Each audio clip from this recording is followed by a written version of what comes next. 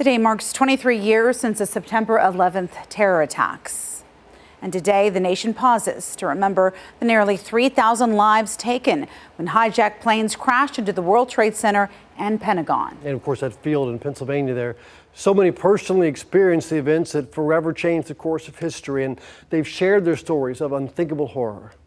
ABC's Danny New has the story of a chilling first-person account from a survivor inside Tower 1 of the World Trade Center.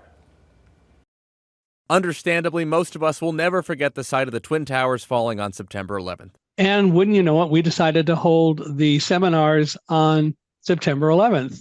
But for Michael Hingson, who is blind, he says he will always remember the way the building shook while he was holding a meeting on the North Tower 78th floor. We kind of heard a muffled thump, and the building sort of shuddered. Now, in that moment, Michael and his colleagues did not know a plane had hit their tower, but he immediately called his wife, Karen, and then retrieved his loyal guide dog, Roselle, who was napping under his desk. She was guiding, and I kept encouraging her. Good dog, Roselle. What a good girl. As hundreds started to descend the stairs, one of Michael's main goals was to keep Roselle calm amidst all of the chaos. And sometimes they even teamed up to help others. For example, on the 68th floor, Michael says a woman exclaimed that she could not go on any further. We just all had a group hug there on the stairs, and Roselle gave her kisses, and she was able to keep going.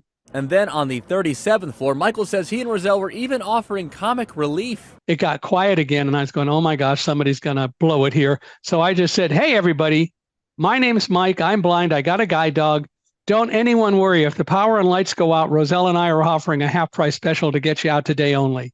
You know, and people started laughing at that. Eventually, Michael, Roselle, and his team made it to the lobby and were safely escorted outside. We heard this rumble that quickly became this deafening roar. But in the decades since, Michael has dedicated his life to telling people around the world about that morning. He's become an acclaimed keynote speaker, and in 2011, he wrote the New York Times bestseller Thunderdog about how he and Roselle survived. To this day, he has still not stopped trying to help people learn about what happened, and in the midst of it all, still find that sense of calm. And for me, that became the best therapy possible.